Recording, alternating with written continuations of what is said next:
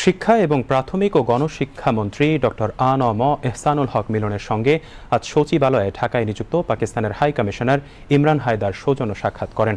সাক্ষাৎকালে দুই দেশের মধ্যকার শিক্ষা খাতের উন্নয়ন এবং দ্বিপাক্ষিক স্বার্থ সংশ্লিষ্ট বিষয়ে নিয়ে আলোচনা করেন তারা।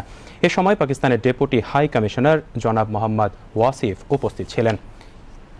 এর আগে শিক্ষা এবং প্রাথমিক ও গণশিক্ষামন্ত্রী ডক্টর আ.ন.ম এহসানুল হক মিলনের সঙ্গে ইউকে ম্যানেজমেন্ট কলেজের সিইও এবং central university of science and টেকনোলজির চেয়ারম্যান মোহাম্মদ জাহিদুল ইসলামের নেতৃত্বে একটি প্রতিনিধি দল সৌজন্য সাক্ষাৎ করেন। এ সময় ইউনিভার্সিটি অফ উলভারহ্যাম্পটনের পরিচালক ডক্টর রবিন ক্যারি ও ডক্টর ডেভিড অ্যাটকিনসন উপস্থিত ছিলেন।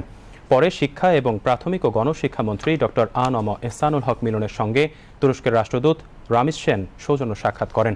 এছাড়া ঢাকায় নিযুক্ত মালয়েশিয়ার হাই কমিশনার মিস্টার মোহাম্মদ সোহাদা অটম্যান এর নেতৃত্বে একটি প্রতিনিধি দল শিক্ষামন্ত্রী ডক্টর আ.ন.ম এহসানুল হক মিলনের সঙ্গে সৌজন্য সাক্ষাৎ করেন।